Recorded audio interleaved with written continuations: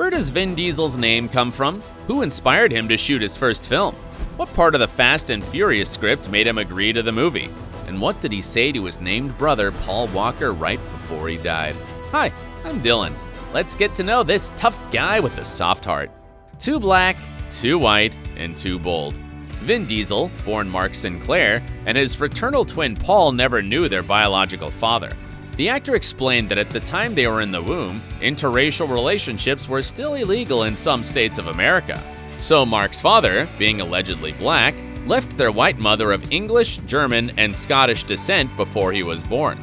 The future star would always identify himself as definitely a person of color.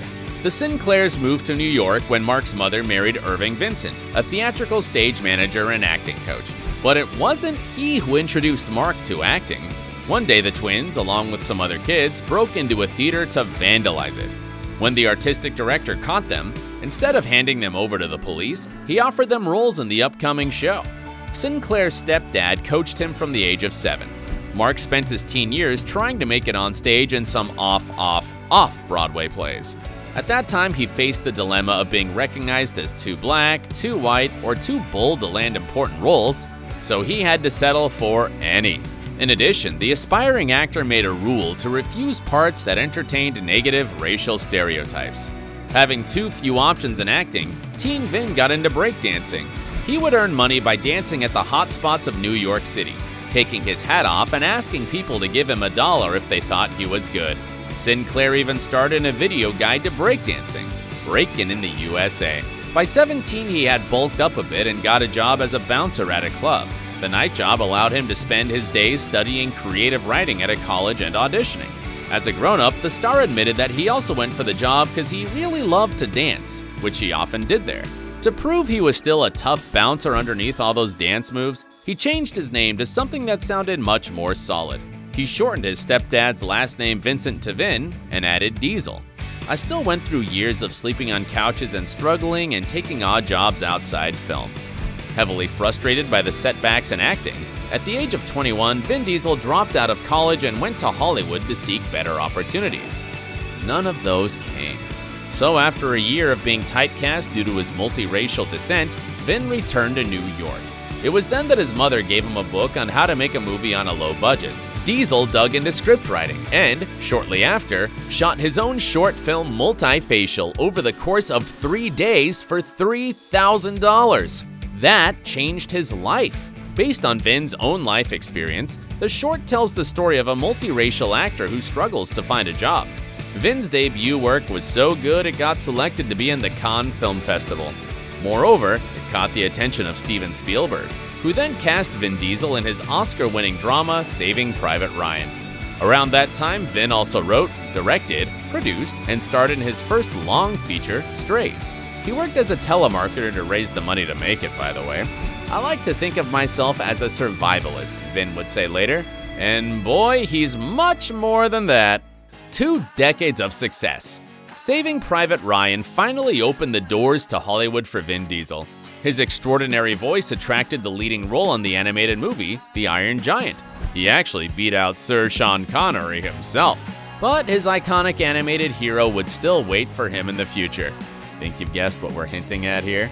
Keep watching to find out. Diesel's ultimate breakthrough came when he landed the role of Riddick, which he would reprise 4 times within the following 13 years. Finally, starring in Pitch Black won him the role of his life, that of Dominic Toretto in The Fast and the Furious. At the pitch meeting, the director Rob Cohen described only one shot to Vin. Camera goes through my eyes, down my arm, and into the car. And I felt it was such a cool image, and I'd never seen anything like it, that I signed on to do the movie. The 2001 movie set off the 20-year tire-shredding journey within the franchise for Vin Diesel. Not only has he starred in 9 parts of the series so far, but he's also produced some of those, as well as the animated show for Netflix. Besides earning Diesel Universal fame and huge wealth, the Fast and Furious movies present the most racially and ethnically diverse casts in Hollywood history. That must have been really satisfying for an actor who once struggled to get any part at all because of his ethnic background. Naturally, the Fast saga largely influenced Vin's personal life. Sometime around 2001, Diesel and his co-star Michelle Rodriguez were rumored to have been dating. It was hard to believe they didn't after seeing Dom and Letty so passionately in love on screen. Nevertheless, their real-life romance has never been confirmed by the actors. Vin Diesel prefers to maintain privacy regarding his personal life, stating, "I'm not gonna put it out there on a magazine cover like some other actors. I come from the Harrison Ford, Marlon Brando, Robert De Niro, Al Pacino code of silence. But when love is big and true, like the one he has for Mexican model Paloma Jimenez, it's impossible to hide." The lovebirds have been together since 2007 and are still not bothered about getting to another level. The couple has already welcomed 3 children: older daughter Haney O'Reilly, son Vincent Sinclair, and younger daughter Pauline. By the way, the latter made her daddy expand the cast of Fast and Furious 9 according to her likings. My daughter wanted a piece of casting to happen, so Cardi B is in it. The most precious gift the Fast saga brought Vin Diesel was the best friend whom he regarded as a brother and was doomed to lose. But we'll talk about that in a minute. Back to Diesel's march of success. The actor tried non-franchise movies too, like Babylon AD, The Pacifier, The Last Witch Hunter, or the latest superhero action, Bloodshot. But let's be honest, we love Vin for coming back again and again to play the characters we fell for years ago. Besides Dom Toretto, he is the badass Xander Cage in the XXX thrillers. Yep, another hit series. And of course, the mighty and adorable Groot. Can you imagine anyone saying those 3 words cooler than Vin?